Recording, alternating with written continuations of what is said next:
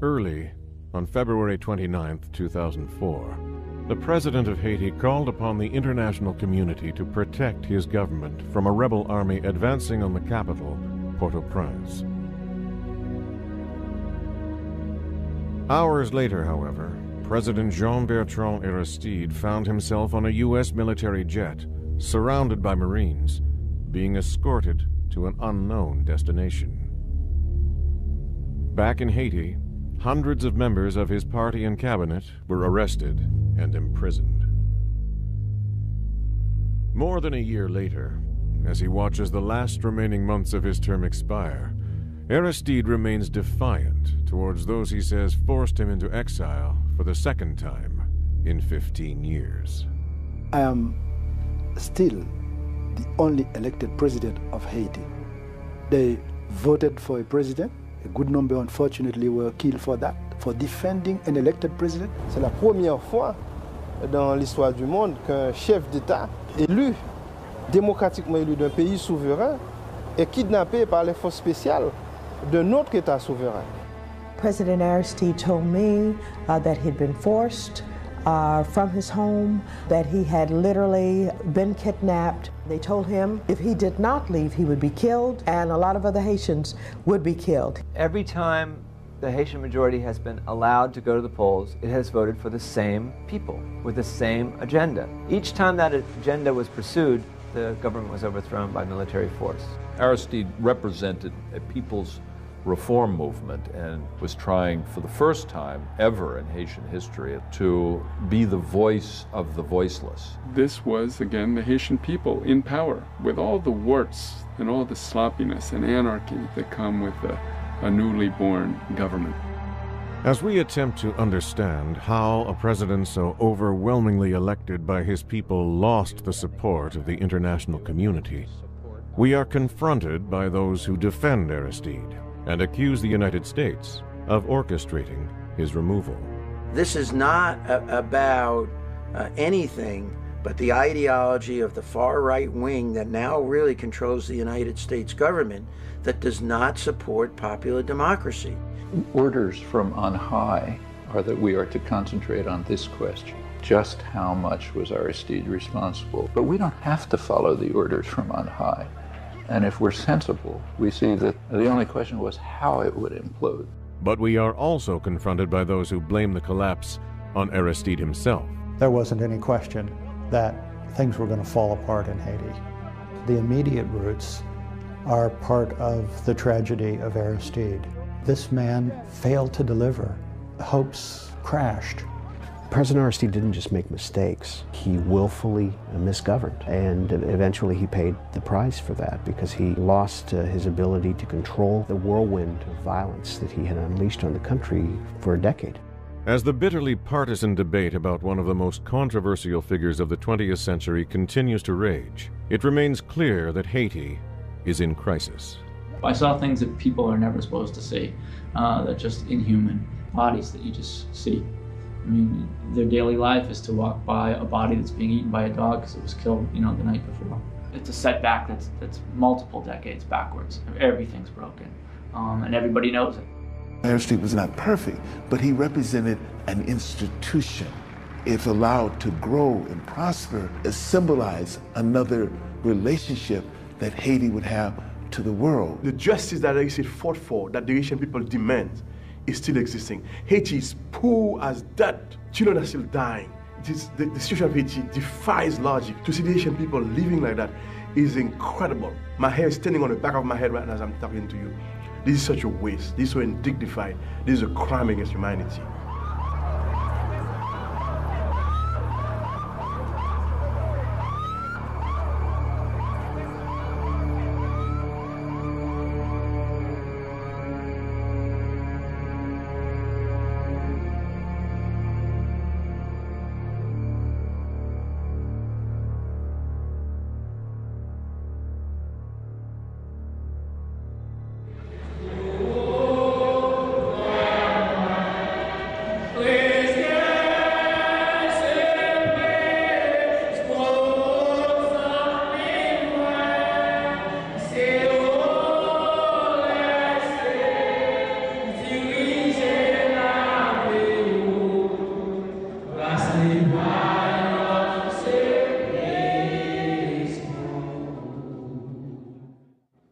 Je connais Aristide depuis 1982, et au moment où il a été ordonné prêtre. Et j'ai suivi son évolution, son engagement dans la théologie de la libération et aux côtés des jeunes.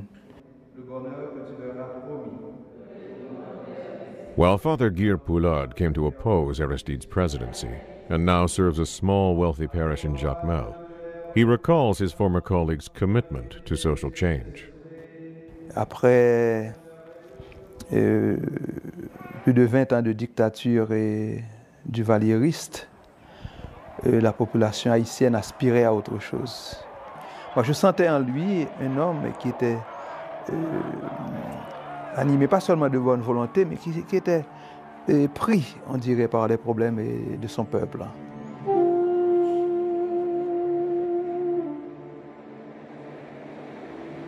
Dr. Paul Farmer, an American physician and anthropologist who has worked in Haiti's impoverished Central Plateau for 25 years, agrees with Father Poulard. The majority of his inspiration comes from listening to very, very poor parishioners, people living in slums, people who are child servants, women who have many children but don't have any stable employment. And that was the focus of his own ministry as a priest. Farmer's clinic has grown into an impressive medical and educational complex and serves as a model for bringing health care to the world's poorest communities. Farmer himself has been outspoken in his support for Haiti's embattled former president. When you look back at people who adopt ideas that are unnerving to the powerful, the idea, for example, that the Haitian poor just want poverty with dignity and a few basic rights, you know, clean water to go to school, etc. Those are profoundly disturbing ideas in some circles.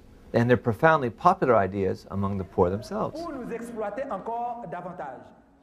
Already well known as a tireless advocate for the poor, in the late 1980s, Aristide began drawing attention for his fervent criticism of the military and foreign domination of the country.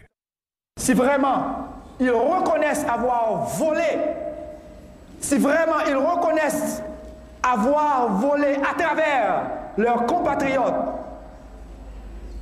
tout au long du processus de colonisation, si vraiment ils veulent dire à la face du monde entier qu'ils sont développés, qu'ils commencent à ne pas avoir pitié d'Haïti. Nous n'avons pas besoin de pitié, nous. Qu'ils commencent à ne pas avoir pitié de nous, mais à reconnaître le droit que nous avons, droit de récupérer un peu de ce qu'ils ont volé.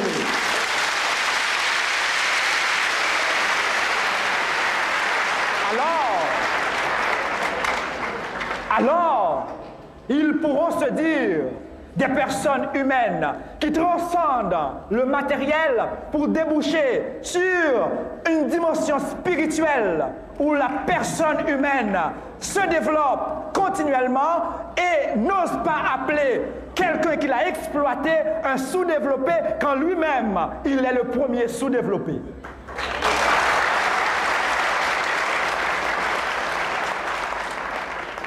Aristide's passionate speeches chastising the world's wealthier powers not only had an impact in Haiti, but within the international community as well.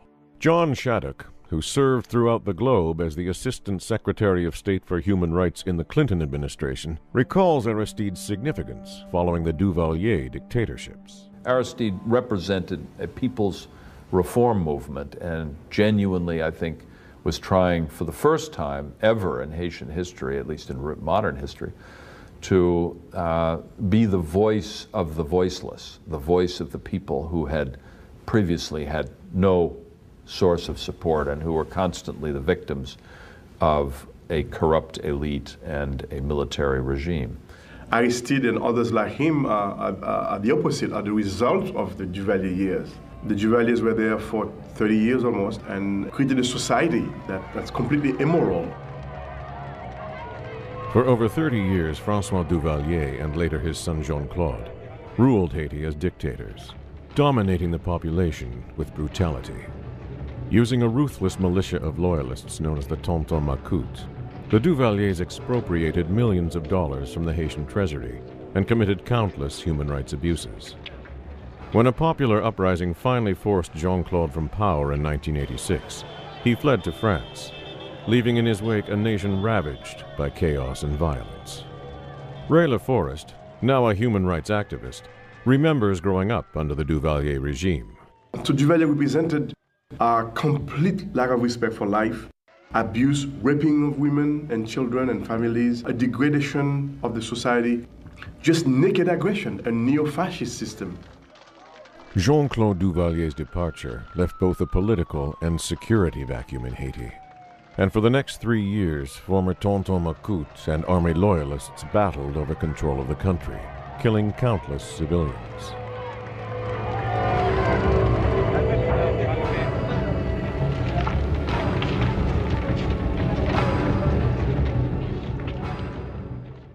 In 1990, the international community finally decided it had seen enough unrest, and a UN mission was dispatched to Haiti to oversee a presidential election. Father Aristide, refusing to be intimidated by multiple assassination attempts and the burning of his church and orphanage, decided to run for the presidency.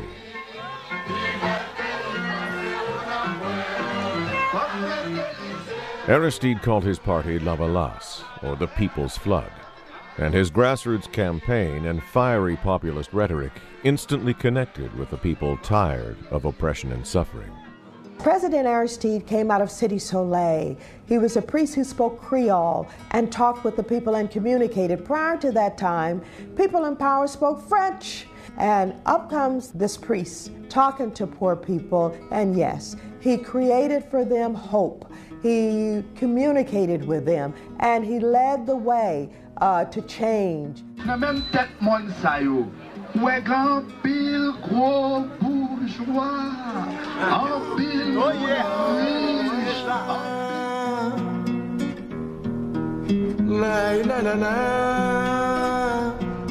Today, President Aristide lives in exile in South Africa. When we spoke with him there, he described the challenge of trying to work with a society dangerously divided into wealthy elites and millions of poor. We said we should not create a kind of war where rich fighting poor and poor fighting against rich, but a kind of place where rich and poor can work together. He's simply saying to the property classes, you have to give a little more to the poor. We want to move from abject misery to dignified poverty. That was his program. But those in Haiti's elite class who opposed Aristide's social reforms accuse him of being divisive. En prônant la lutte, une sorte de lutte des classes, là, il a tout cassé, je crois. Il fallait évidemment prôner le partage, parce que il faut le reconnaître, en Haïti, notre élite n'a pas travaillé suffisamment à la promotion des masses. But Danny Glover, a political activist, actor, and close friend of Aristide who's been following events in Haiti for over 30 years, disagrees.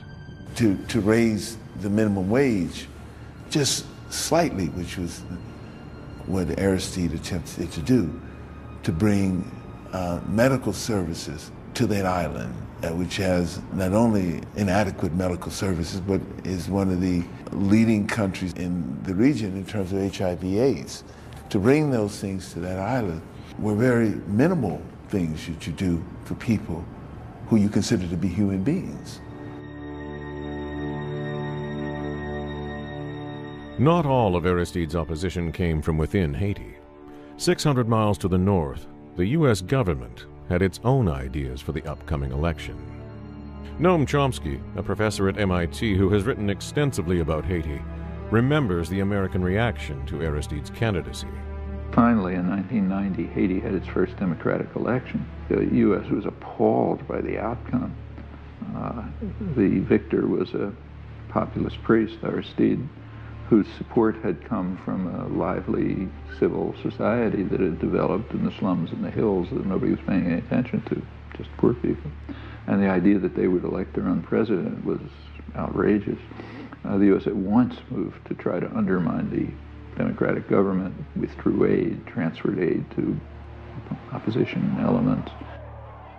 Before Aristide had even entered the race, the U.S. government had put millions of dollars behind the campaign of a former World Bank official, Marc Bazin.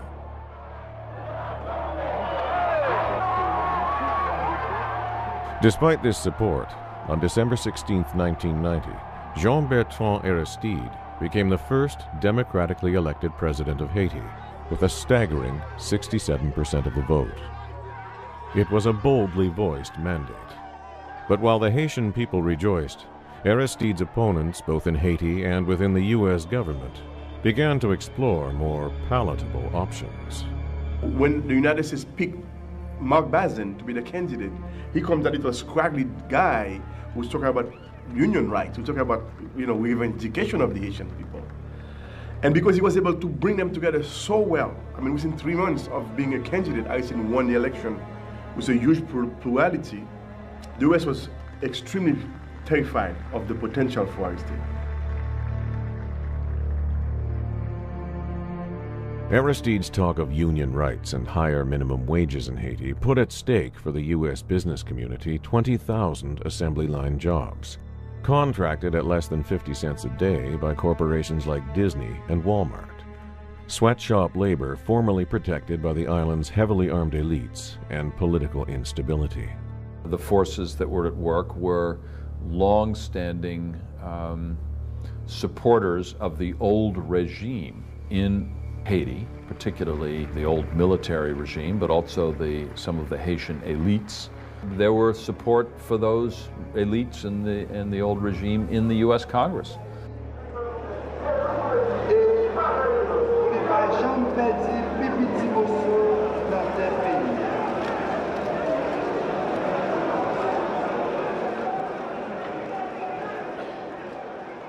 Once we have elections where we will not have weapons, bloodshed, but on an equal basis, human beings freely choosing people they want to lead them, then we would feed our democratic process. Then we would break with the tradition of moving from one coup d'etat to another coup d'etat, but moving from one democratic election to another one. That was the goal.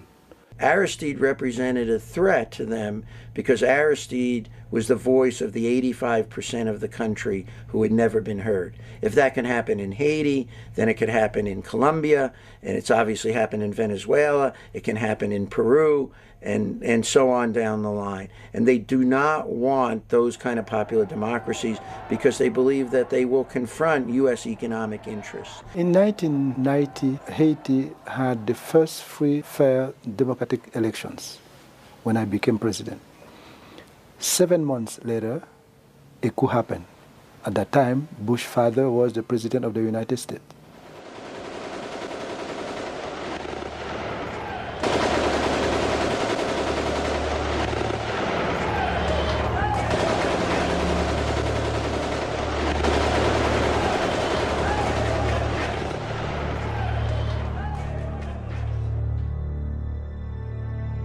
The 1991 coup was carried out by the Haitian Army, whose leadership was trained by the CIA and at the Fort Benning Infantry School in the United States. Although Aristide was restored to office by President Clinton in 1994, he had only a year left in his term. When René Préval won the elections that followed, Aristide became the first Haitian president ever to peacefully hand over power to another elected leader. After regaining the presidency in the 2000 elections, Aristide was forced out of office for the second time in early 2004. Today, he sees a clear connection between the two coups. In 2004, a kidnapping happened. They kidnapped me, which is also a coup, and Bush's son is the president. Somehow, something can be linked to find the reason that happened twice.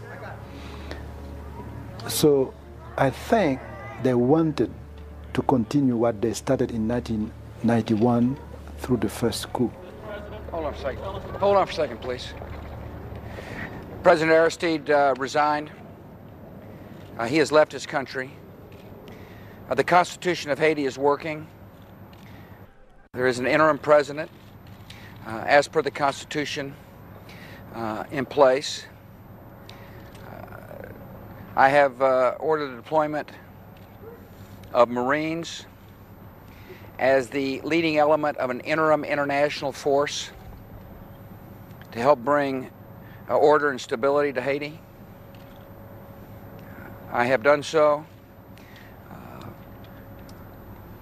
in working with the international community. The government believes it is essential that Haiti have a hopeful future. This is the beginning of a new chapter in the country's history. I would urge the people of Haiti to reject violence, to give this break from the past a chance to work, and the United States is prepared to help. Thank you. That includes humanitarian aid as well, Mr. President? Again, the world watched as Haiti descended into violence and chaos. But this time, the circumstances surrounding Aristide's departure are far less certain.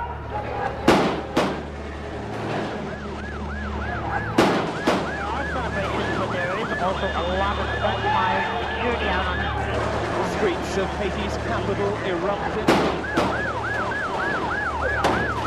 Around every corner, within sight of the presidential palace, rival gangs riot.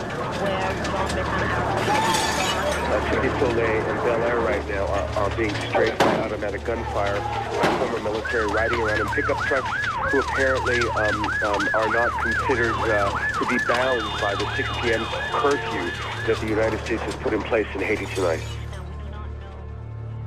One area of uncertainty is the morning of February 29th, when Aristide left Haiti.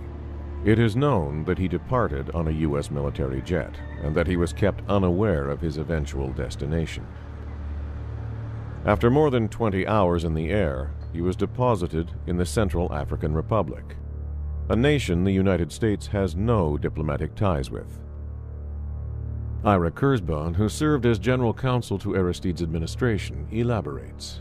When he wouldn't turn over the resignation letter, they threatened to let the plane fly out and leave him there at the airport stranded without any security at all. This was the ultimate gun to someone's head. They used intimidation, coercion, and then after they got him on the plane, basically kidnapped them and refused to tell them where they were going, refused to allow them to even look out the windows. U.S. officials in both Washington and Haiti were quick to respond. The idea that someone was abducted is just totally inconsistent with everything I heard or saw or am aware of. He was not kidnapped.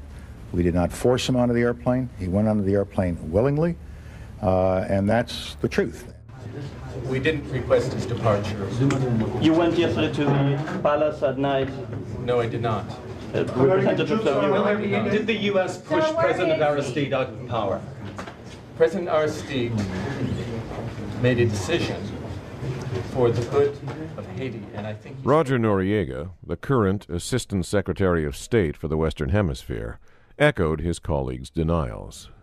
We did conclude, because of his failure to take advantage of opportunities over the years, that he probably wasn't going to be able to govern the country. But in the final analysis, decision for him to leave was a decision that he made. And although the U.S. State Department presented to the world what effectively amounts to a letter of resignation, even some members of Congress are skeptical. In March of 2004, congressional hearings were held in Washington to investigate the ongoing crisis in Haiti and the role played by the U.S. government in Aristide's removal. Among those testifying were Timothy Carney, a former U.S. ambassador to Haiti, and Orlando Marville, a senator from Barbados who has monitored Haitian elections for the Organization of American States, the OAS. Both now serve on the board of the Haiti Democracy Project, the most powerful anti-Aristide lobby in Washington. Committee for calling these hearings. Let me take advantage of the ambassadors that are here and ask them, what does coup d'etat mean as relates to American understanding of the international understanding of that French term, coup d'etat. Ambassador Carney, I'm going to ask Ambassador Marvell as well, but since both of you are professional diplomats, what does it mean to you? A blow against the state, if you will, the forcible seizure of power, and there are any number of ways to perpetrate one. There was a book, in fact, done in the mid-'60s by Edward Luttwak. That's good for me, though. Entitled Coup d'etat. I concur with that. It's a forcible takeover of power, but that's an old definition, and I think one is moving towards a definition of a takeover by force, a subtle takeover, a soft coup, a hard coup, and so on. Let's take an academic thing. From what we know, from what Secretary Noriega said, what does not make this a coup d'etat as ambassadors understand it? Rebels, force, fear, flee. When we interviewed both diplomats, they again stopped short of calling Aristide's departure a coup. But they underscored the U.S. decision to facilitate his removal. As you appreciate, Aristide had an American guard, not Haitian. And he asked the guards if they were prepared to stand up and fight to the end. And they said no. As I gather, he went to the U.S. Embassy and asked if they would do something about it. And they said no. I think if you look at Haiti and Aristide and the United States, you are inescapably led to the logic that the international community, those who care about Haiti, looked at Aristide and found him inadequate. Yet some of those who Carney describes as dissatisfied with Aristide's presidency have been more than just bystanders to Haiti's political wars. The Washington-based Haiti Democracy Project, which Carney now chairs, is largely funded by the Boulos family, a Haitian conglomerate that owns several media outlets constantly used to lambaste President Aristide. The Group of 184, another anti-Aristide organization, is also headed by an American, Andy Aped, the president of Alpha Industries, one of the oldest and largest assembly factories in Haiti. The leader of the opposition, financially supported by the United States, is an American citizen, Andy Aped, who owns sweatshops in Haiti, and he opposed the rise of the minimum wage when President Aristide said the minimum wage has to be raised from 38 cents a day to $1 a day. But are these interests significant enough to topple the government? Well, they were significant enough to have a coup in 1991 when President Aristide was first there, and obviously the U.S. military helped. So the answer is yes, I think they are significant enough in the United States government's view. The United States does not want popular democracy in the Western Hemisphere. Popular democracy meaning people who are democratically elected who want to represent the vast majority of people within their country. That's the fight with Chavez. That was the fight with Allende. That was the fight with Michael Manley in Jamaica. And that's the fight with Aristide. Except Haiti is a much poorer country, much easier to topple, much easier to have a coup there. This is not about anything but the ideology of the far right wing that now really controls the United States government that does not support popular democracy. They don't believe in it. They believe in working with the elites in these countries and using the military or using intelligence sources in these countries to keep control. In other words, we simply do not accept challenges to our authority and prestige. If they occur, we're entitled to use violence or terror or strangulation and so on. In this region, and in fact, by now, in the world, the U.S. is to reign supreme.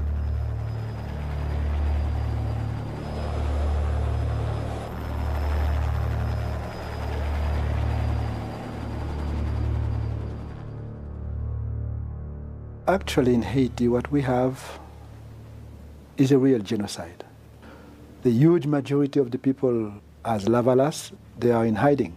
So, unfortunately, convicted people, well-financed once by foreign hands and now well protected by those same hands, they continue to kill people, arrest others, put them in jail. So it's real genocide where the U.S. bear the responsibility.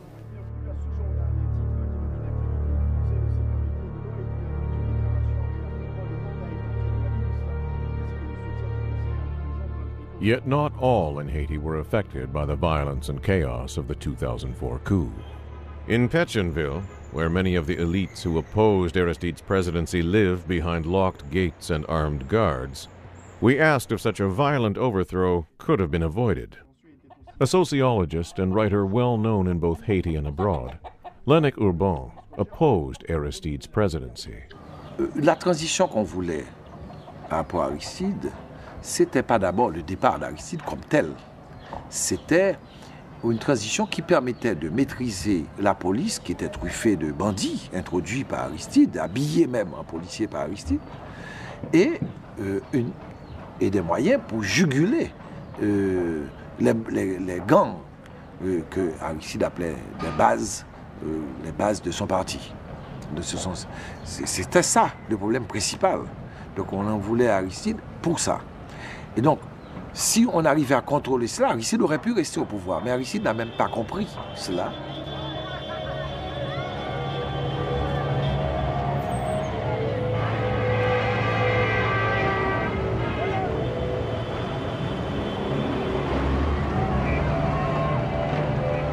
Claude Moïse, an historian and the editor of the conservative Haitian paper Le Matin, also owned by the Boulos family, suggests Aristide's departure was necessary. Mais la communauté internationale voulait une solution négociée. Donc la solution pour être négociée, il fallait que ce fût avec les deux parties. Autrement dit, Aristide d'un côté et l'opposition de l'autre. Donc la communauté internationale jouait jusqu'au bout. Mais au moment où elle s'aperçoit qu'il n'y avait plus rien à faire et que la situation risque de basculer dans une anarchie totale, à ce moment-là, ils sont intervenus et ils ont dit à Aristide, il n'y a plus rien à faire, il faut que vous partiez.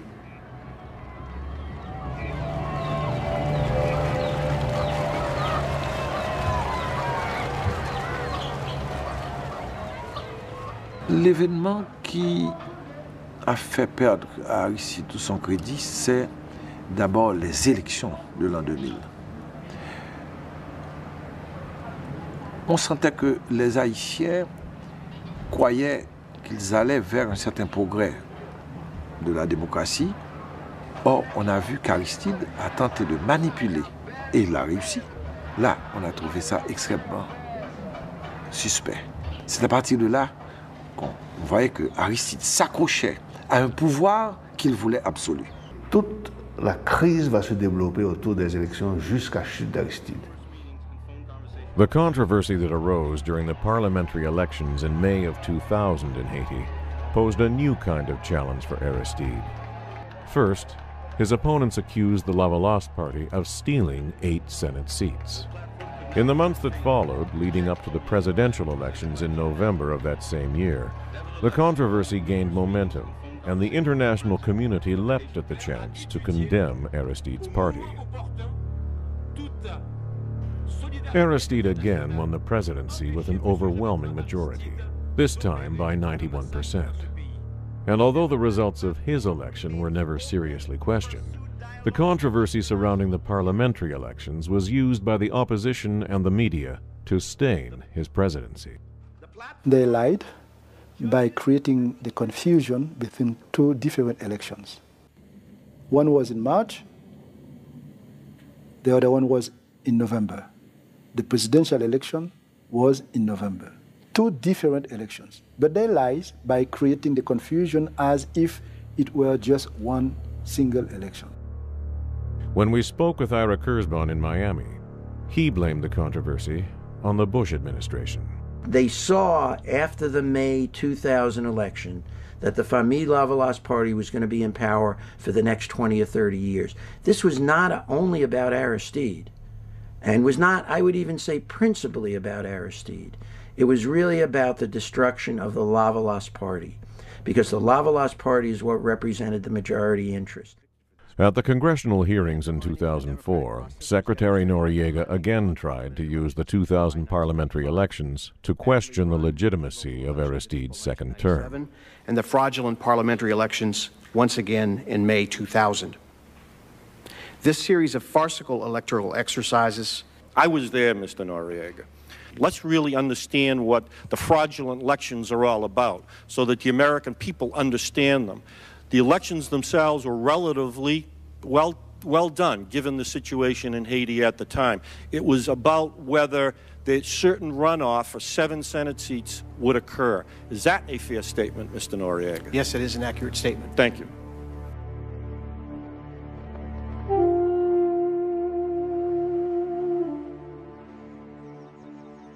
However, when we spoke with Orlando Marville in Barbados, who led the OAS team responsible for monitoring those elections, he argued that the controversy over the 8 Senate seats cannot be so easily dismissed.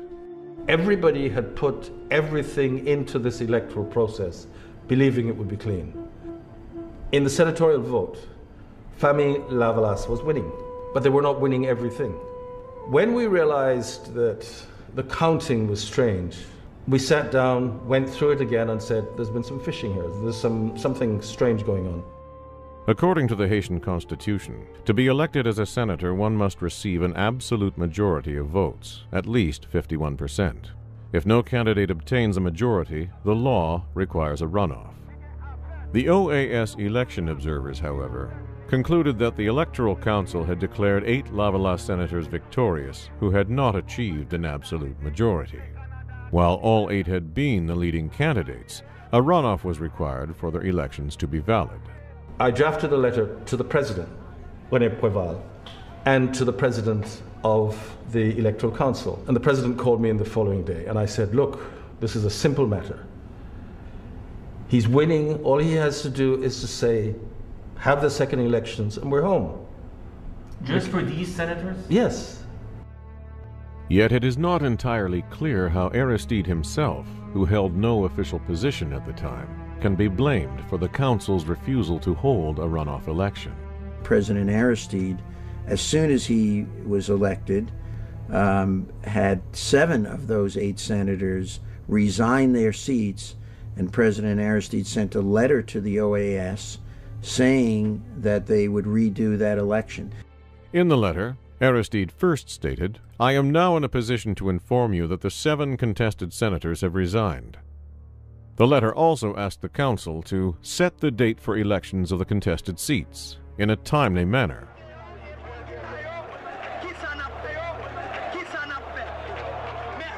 Andy Aped's group of 184 joined with the Democratic Convergence, a political conglomerate partly funded by the U.S. government, to form the opposition voice that instigated much of the electoral crisis. Notre position au niveau de la plateforme démocratique est claire. Il faut le départ de Jean-Bertrand Aristide comme premier élément de solution de cette crise. So they just continued to raise the bar, to continue to make it clear that they were not going to accept any surrender. They were taking no prisoners. They wanted Aristide out. The opposition, of course, knew that it couldn't win in a general election. You could have observers from all over the world, and they couldn't win. You could have every vote counted and recounted and counted and recounted again, they couldn't win.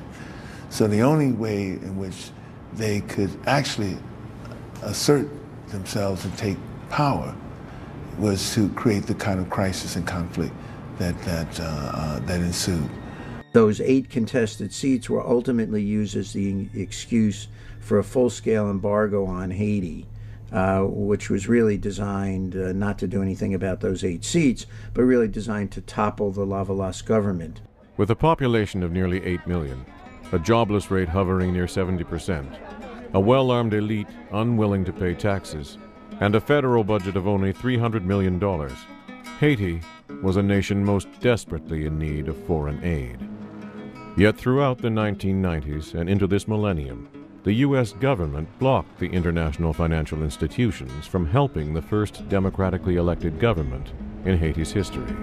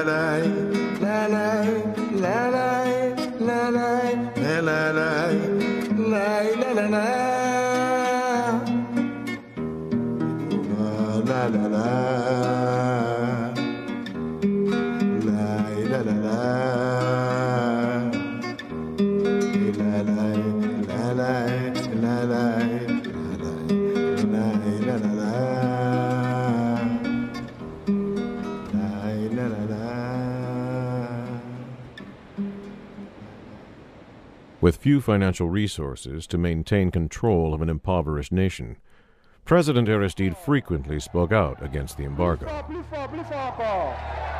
Débloquer pays. Pour malheureux aller souffle en bas grand goût, débloquer pays. Pour qu'il y ait moins de chômage, plus de travail, débloquer pays. Pour qu'il y ait élection et non coup d'État, débloquer pays. And the embargo was the beginning, really, of the end of democratic rule in Haiti, because it was designed by the United States, along with support from Canada and France, to destabilize the government. What you saw as the Bush administration came in was a tightening noose around Haiti, which really, that is to say, almost total embargo and virtually no, not only any assistance going in, but really a fairly sharp embargo that prevented the kind of support coming in that would have assisted Haiti to get back on its feet. Do you think that the U.S. embargo might be responsible for the collapse of Aristide's regime? Well, it's ridiculous. What's called an embargo, by the way, began in the year 2000. And that was a decision on the part of the Clinton administration to link the dispersal of international financial assistance to Haiti on the reaching of a political settlement that would be a viable, democratic solution to Haiti's problems. However, in April of 2001, the U.S. representative to the IDB wrote a letter to the bank's president. The letter acknowledges that the bank approved 6 loans to Haiti, but concludes, "We do not believe that these loans should be treated in a routine manner, and strongly urge you to not authorize disbursement." According to Brian Concannon, a human rights lawyer who has worked in Haiti for nearly 20 years, the letter violated 2 rules of the IDB charter. First, it was a violation of the bank's internal rules, because once a loan was all set and ratified, there was no process for stopping it in mid-flight. The second thing is the IDB charter holds that it should not be used for political purposes, and this was clearly a political use, and so they basically just came in and bullied the IDB to stop those loans. But despite the IDB's unprecedented reversal, the Haitian government was asked to service the debt on the $500 million they never received. They prevent Haiti to get that money, and they oblige us to pay $5 million as interest for the money, which they still kept at that time. Although the Bush administration continually argues that the United States has given more than $850 million in aid to Haiti over the last decade, Maxine Waters and Jeffrey Sachs, one of the world's leading macroeconomists, point out that none of that money went to the Aristide government. People know that the figure that the chairman and others referred to today of $850 million did not go to the Aristide government. How many people understand that there's a difference between bilateral aid that goes directly to the government and the funding of non-government organizations? How many people understand that? Understood. Yeah. Congresswoman? Yes, please respond quickly. Yes, very, very quickly. I spoke with President Aristide in early 2001. He laid out a very sensible, responsible economic vision and wanted to work with the Inter-American Development Bank, the International Monetary Fund, and the World Bank. And thus, I was particularly shocked to come back to Washington to find a U.S.-imposed freeze on all of those institutions. How many people know that if you don't have that kind of aid, you have no money for the infrastructure, you have no money to clean up the water, you have no money for the police, you have no money for the fire, and while Mr. Aristide has been blamed for not doing anything about poverty, do you understand how he was strangled by the lack of aid, bilateral or otherwise? How many people understand that? Let me speak as a macroeconomist to say that it's even worse than that, because they drained him of foreign exchange reserves as he continued to service the debts to the international institutions. The exchange rate collapsed, the inflation rose, and the economy collapsed. And that was the deliberate result of the strangulation of aid.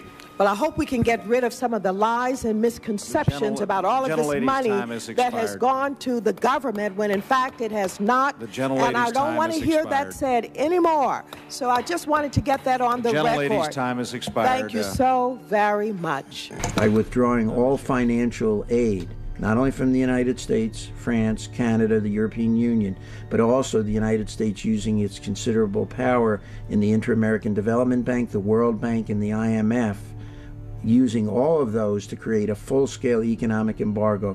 So not one penny of money went to the Haitian government between the year 2000 and February 29, 2004.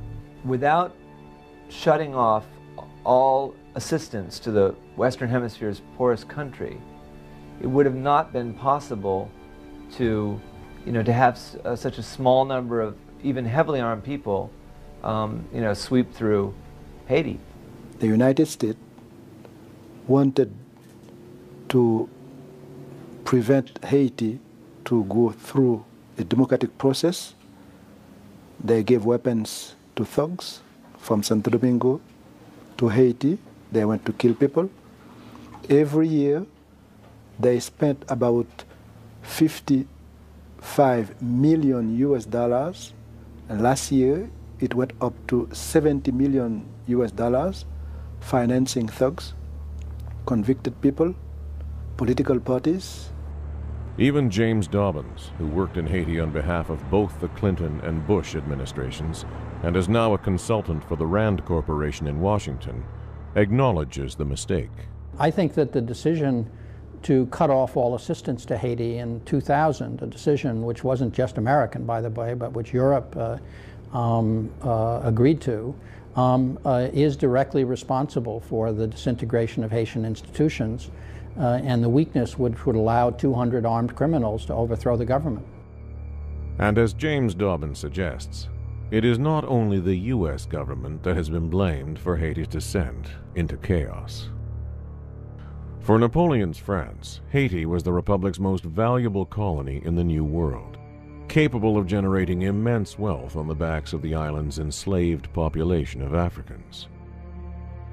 By the summer of 1800, however, a freed slave named Toussaint Louverture had taken advantage of the constant skirmishes between the Spanish and French to form a formidable army of his own. In January of 1801, Toussaint expelled the European powers from Haiti, freed the slaves, created a constitution, and became governor of the island. Napoleon, however, would not be denied, and behind an invasion the following year forced Toussaint to lay down his arms and retire. A few weeks later, Haiti's first liberator was accused of plotting an uprising, kidnapped and sent to France, where he died in a prison in April of 1803. The French refused to formally recognize Haiti as an independent nation, and the island's inhabitants lived in constant fear of their former colonizer. In 1825, the French sent 14 warships into the harbor of Port-au-Prince, and under the threat of reoccupation and restitution of slavery, coerced Haitian President Jean-Pierre Boyer to pay France 90 million gold francs in exchange for diplomatic recognition. The debt has been a stranglehold on the Haitian economy ever since. In an attempt to remove this burden, on the bicentennial of Toussaint's death in April of 2003, in a bold and desperate speech, Aristide called upon France to return the money, which his government calculated to equal over $21 billion. Il nous faut, premièrement, restitution, deuxièmement, réparation. Parce qu'en 1825, sous le gouvernement de Boyer, nous avons dû payer 90 millions de francs or à la France. Aujourd'hui, nous réclamons au moins la valeur capitalisée pour l'année 2003, soit 21 milliards 685 135 571,48 dollars US.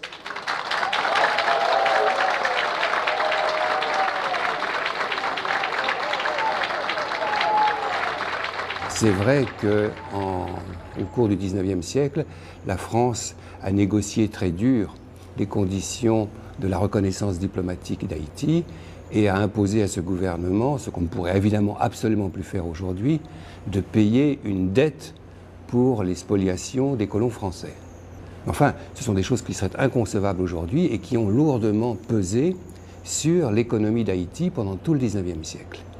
Mais ça appartient à l'histoire, on ne peut pas revenir sur des conditions historiques qui ne seraient plus du tout les mêmes aujourd'hui, pas plus qu'on ne pourra demander aux Espagnols de payer, de faire des réparations pour les crimes commis par les conquistadors. Tout ça n'a pas de sens, l'histoire tourne. For President Aristide, however, historical injustices cannot be so easily forgotten. I ask respectfully to France, on behalf of the Haitian government and the Haitian people, to be paid, because this money belongs to the people of Haiti. To press the issue with France, the Aristide government ran commercials like this one on Haitian national television, connecting an historical injustice with Haiti's current economic crisis.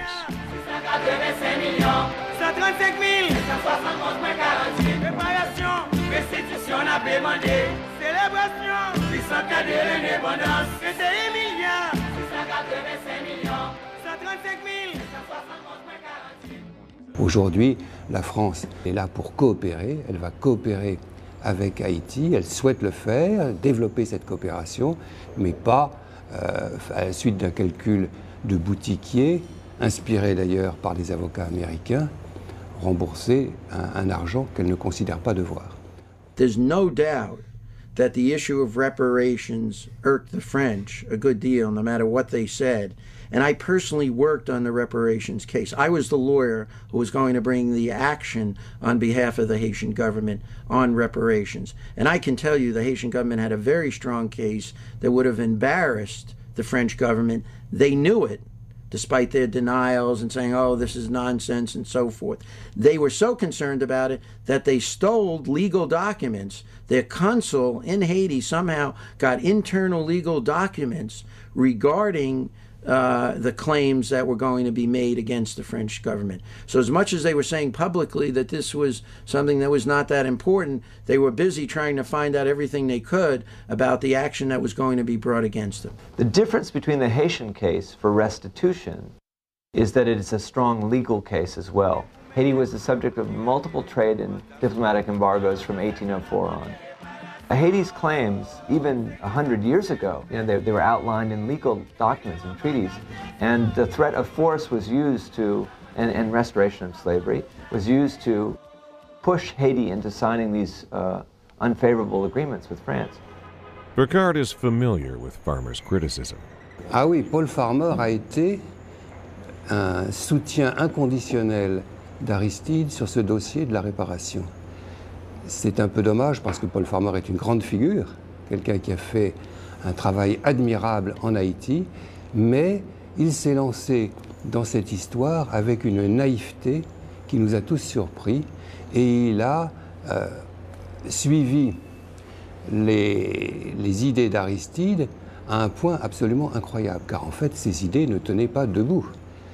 For Rico Dupuis, a Haitian journalist for Radio Soleil, Aristide's request was a mistake. Look, you don't fight two major powers at the same time. They're going to come at you with full strength, full force. That may have been the mistake of Aristide. Not that Aristide's demand is illegitimate. Haiti has a valid case for restitution. When I met with President Chirac twice, I openly and respectfully said we would wish that we could celebrate together those 200 years of freedom as universal value. And he said yes. But as we know in diplomacy, sometimes you say yes to do the opposite. C'est une situation particulière. Aucun pays en Amérique latine, aucun pays dans les Caraïbes n'a eu à subir cette extorsion de fonds qu'a subi Haïti, qui a hypothéqué gravement et sévèrement son développement économique et social. Do you think it was unwise for Aristide to press France for reparations? Evidently, yeah. Evidently, it was very unwise because, you know, let's look at it this way. Was Haiti too poor to ask for help? I mean, that's pitiful. You're basically saying that if you don't have the resources to back you up, you know, legally, militarily, economically, don't bother pressing for justice. He knew that the government had no money. And I think this was one of the ways in which I think Haiti would have gotten money, quite frankly, from the French government had the case been pursued. So I think he had no other alternative but to pursue other avenues of obtaining funds for Haiti. With a depleted national treasury and no access to foreign aid, a disbanded army and a police force crippled by the U.S. embargo, an already tenuous security situation in Haiti rapidly deteriorated. In the fall of 2003, a group of so-called rebels, supported by those in opposition to Aristide's presidency and armed with American-made M16s, seized control of the northern Haitian city of Gonaïves and began to move on the capital, Port-au-Prince. The thugs who had come out of exile, who had taken over Gonaïves and then Cape Haitian, Mr. Guy Philippe, Mr. Louis Jodel Champlain, Mr. Jean Tantou, we didn't feel that they just came in out of the blue. We felt that they were organized, that they came in cooperating with the opposition. We felt that the United States, Canada, and France knew about it, and they literally just used the killers to help pull off the coup d'etat. Louis Jodel Champlain has been convicted of murder twice. And Guy Philippe, the face of the coup with ties to the U.S. Defense Department, has been implicated in numerous human rights abuses. And according to Ira Kurzban, they armed their insurgency with weapons from the U.S. government. We have proof, for example, that those rebels were armed with M16s, which the United States had given to the Dominican military a year before in a special operation.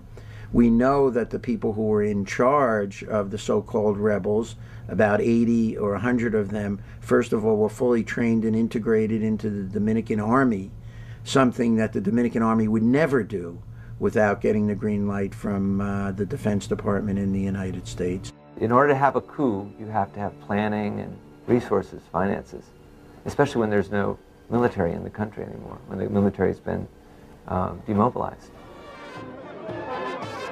Yet, while Aristide's decision to disband the army meant the military could no longer move against the government as it had in 1991, John Shattuck argues it left a dangerous security void. One thing that Aristide did, which was principled, idealistic in some ways, but I think in the end a big mistake, was to completely abolish the army. And he abolished the army so that there was no Haitian capacity for keeping law and order and security. Both the Haitian people and the international community, however, welcomed Aristide's decision. When I came to office, this army, involved in leading coup after coup, led a coup instead of protecting democracy and the rights of the people. When I went back in 1994, this army, after killing more than 5,000 people, the people were asking me to disband the army. I obey. In any democracy, within the framework of law of your constitution, you take care of the will of the people. But the disbanding of the Haitian army, despite being carried out with the help of the United States and the UN, was incomplete and created new security problems. In addition, the U.S. government imposed a police materials embargo on the Aristide government, crippling even further its capacity to provide security. Secretary Noriega, however, continues to blame Haiti's lack of security on Aristide. The insecurity, because there was no rule of law in the country, was the way Aristide wanted it. He wanted to have these sort of criminal gangs that he unleashed on his opponents. Aristide, however, in some of his most rousing speeches as president, frequently spoke out against crime.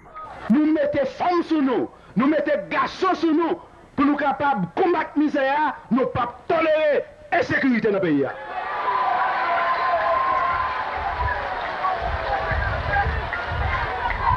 Moi vle, moi décidé pour tout Haïtien vivre en paix. Là on est en place publique, faut se sentir à l'aise. Faut pas quelqu'un sauter. Faut que Zengendo pas qu'à venir oser menacer. Pays c'est pour nous lier. Pays c'est pour nous tous lier. Ou pas qu'à déjà dans la misère. Et puis pour criminels comprendre la faut vivre avec les sauter. Nous ne pouvons pas tolérer ça. Nous ne pouvons pas tolérer ça.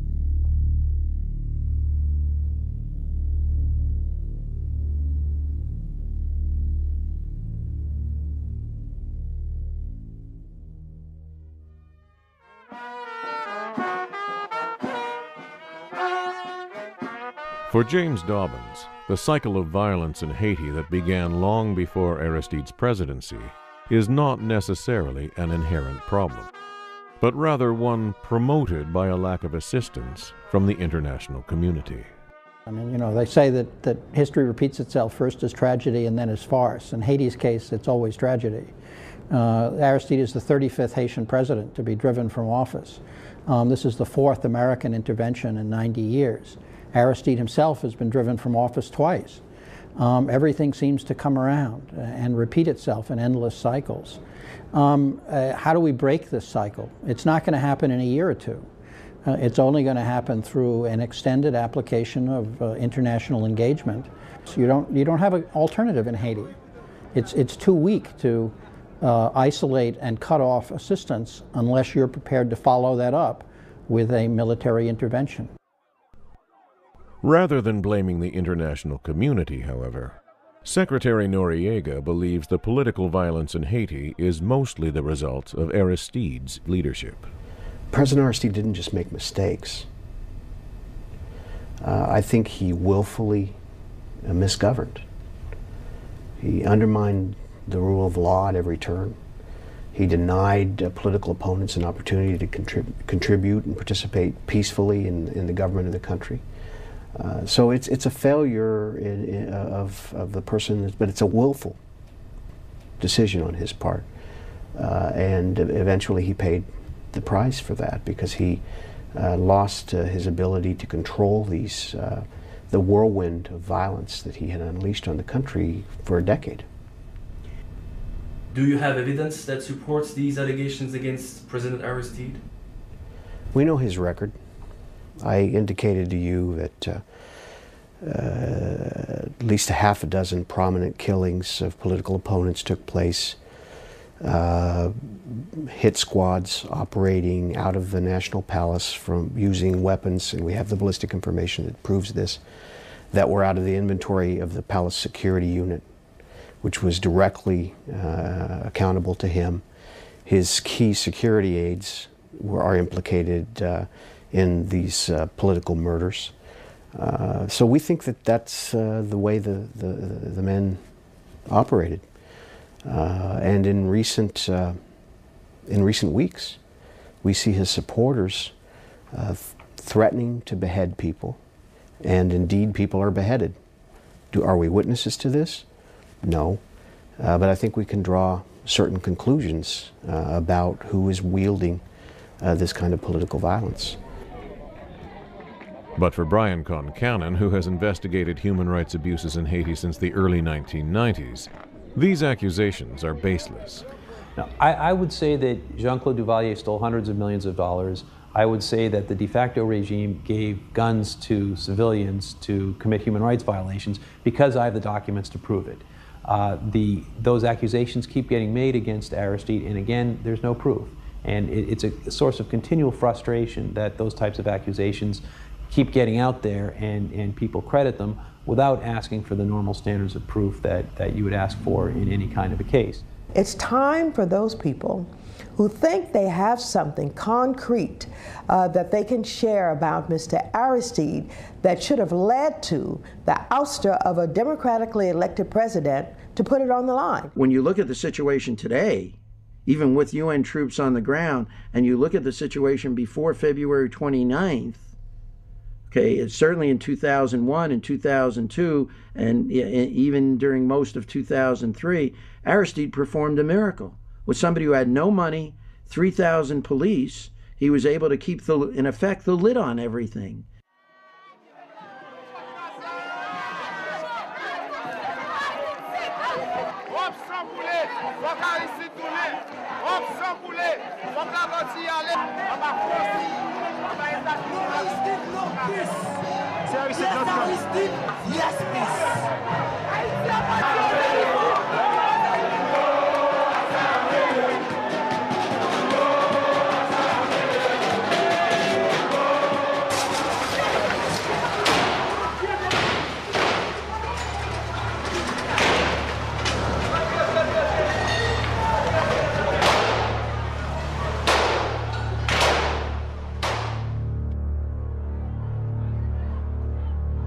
If the Haitian people continue on the ground to say yes to our president and we want him to be back, it's because they believe in democratic values.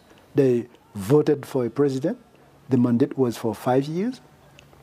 A good number, unfortunately, were killed for that, for defending an elected president, an elected government.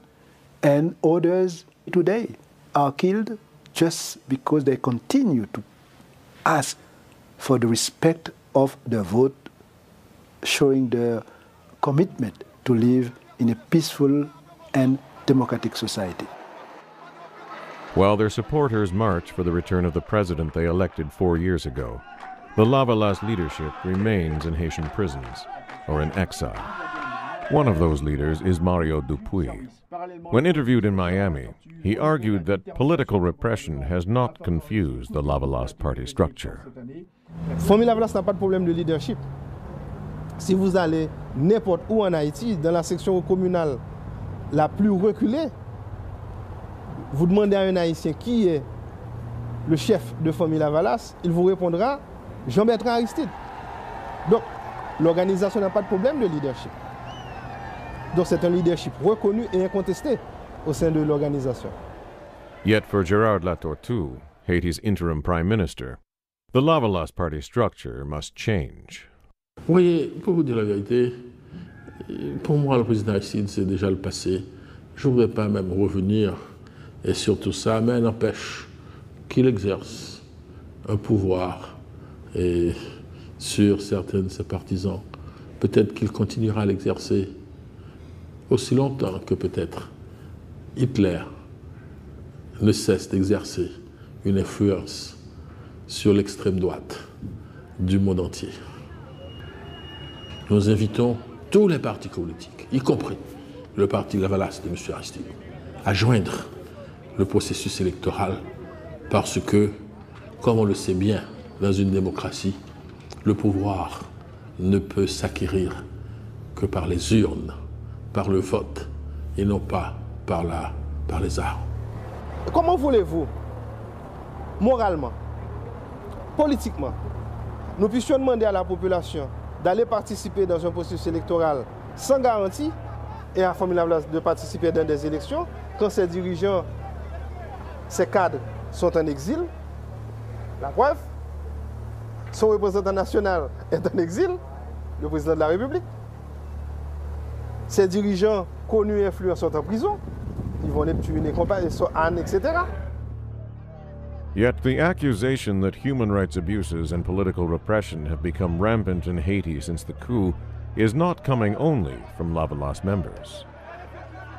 Alarmed by the horrific reports he was hearing from his contacts in Haiti, Thomas Griffin, a decorated U.S. attorney who was the first to document the human rights abuses in Haiti under the interim government, returned last November with a team from the University of Miami to conduct a more thorough investigation.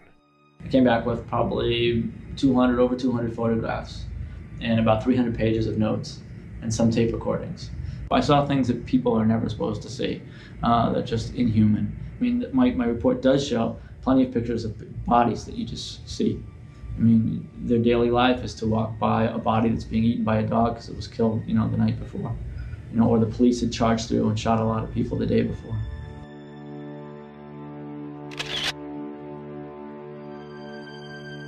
His report concludes that after 10 months under an interim government backed by the U.S. and France, summary executions carried out by the Haitian National Police are routine.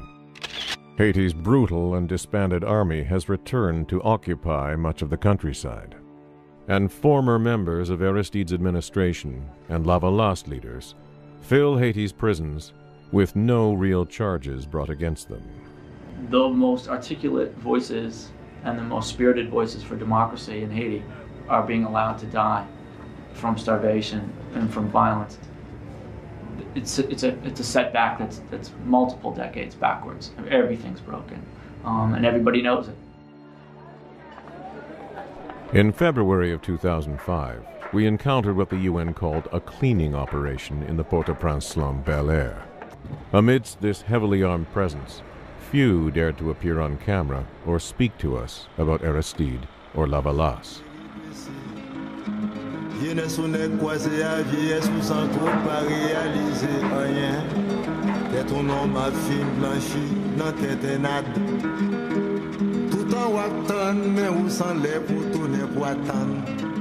utile ce qu'ils font dans la rue. Oui.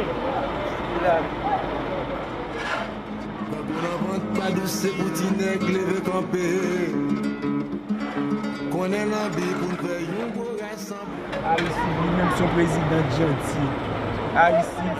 Aristide lui-même métier. Aristide bat nous métier. Ça veut dire tout, côté nous vînes malade là tout. Si t'es là, t'as bien soin dans l'hôpital là. L'hôpital là, pas t'as crasé comme ça si Aristide t'es là. L'hôpital là, pas t'as pas grève comme ça. Ça veut dire que t'es toujours jeune aide. Aristide lui-même, il fait à un pile pauvre. Si Aristide est là, malheureux ça pas comme ça. Moi pas ta battre comme ça. Il fait assez ou pas assez? Il fait un pile pour pauvre. Il fait plus que maintenant? Il fait pour un pile pauvre. Et ça fait ouais pas ouais, faut voir Aristide ba nous-même. Qui yon moun t'a regarder, qui on connaît ça m'a dit ya, m'pa rendre pour mal dans morgue là parce que pour me souffrir à terre moi-même, m'bito al dans morgue là. Misère n'a quoi nous souffrance n'a quoi nous senti nous démembré. Bagou n'a vote pas de ces petits nègres de camper. Connaît la vie pour faire yon beau garçon. Qui a fait kidnapper? Tu as fait kidnapper? Oui. Ah, nous va connaître. Nous va connaître. Assez pour reprendre. Non, non, non, non. Ah bah oui, c'est ça. Nous besoin pour nous. Oui, pour nous. Ah bah oui, c'est ça. Bah oui, tout le monde l'école là, parce qu'elle va là. Pas payer uniforme, pas payer cahier, pas payer livre. Livre, mais d'habitude, on ne passe pas payer un peu. Puis il y a son problème, il y a un mal. C'est que vous n'avez pas papa.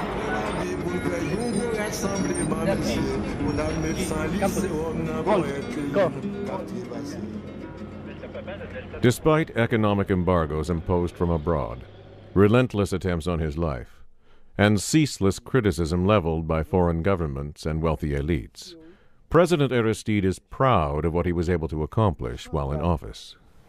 My predecessor had an embargo, economic embargo imposed on the country.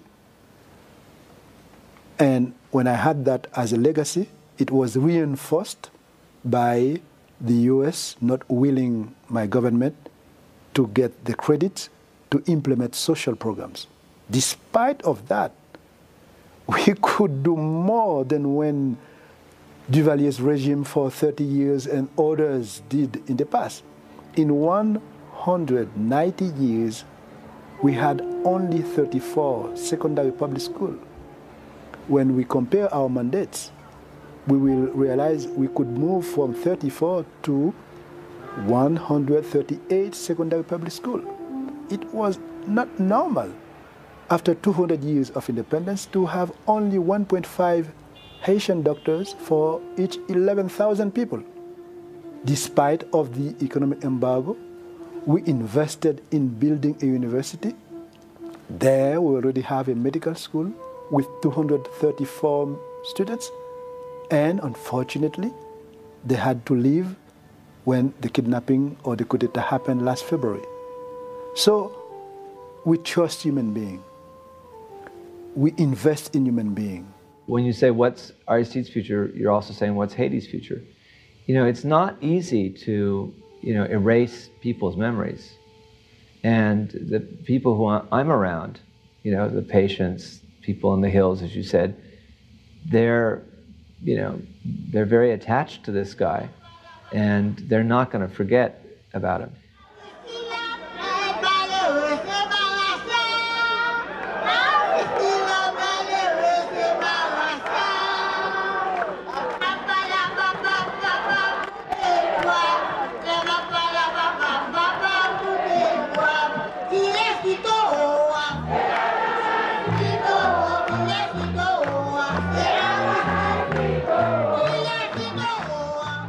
Aristide is a phenomenally charismatic person. Aristide could sit down and talk with you and you would believe him. Later on you would say, but how could I believe that? Very often charismatic people get caught up in their own charisma and lose track of what is necessary on the ground. And I think that happened in the case of Aristide. Aristide's ascension was not this overnight fame of some actor playing out his life at that particular moment.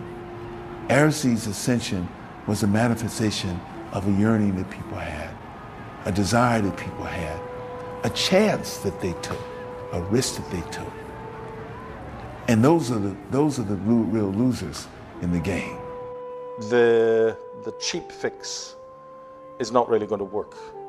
Haiti needed considerable amount of funding from the international community to build up its justice system, to build up its internal security system, the police, whatever you want to call it, while the interim government was in place. The interim government has not been able to do any of this, and you're left with a situation where you're going to elect somebody, and that person is going to be pretty much in the position of Aristide, either in his first election or his second. That is not a good prospect. I wonder how some people will be able to look at themselves in a mirror one day. Their sons, their relatives, when they will be seeing what they did in 2004, how will they react? You can do your best to kill the truth, but you will not be able to kill it.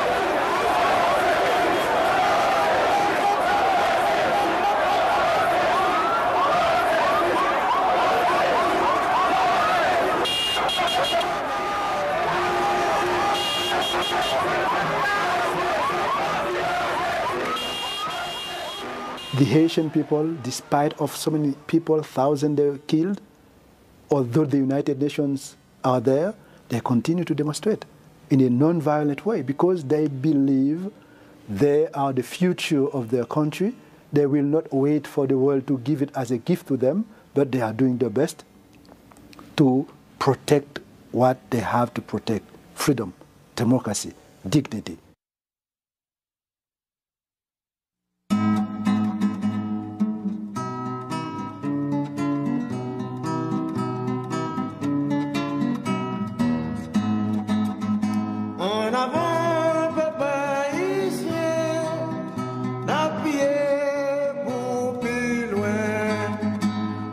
Pour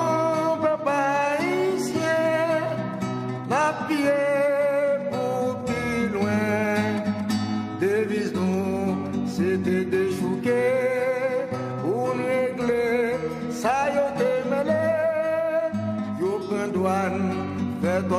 sautière, pour misère, tes cap éternels.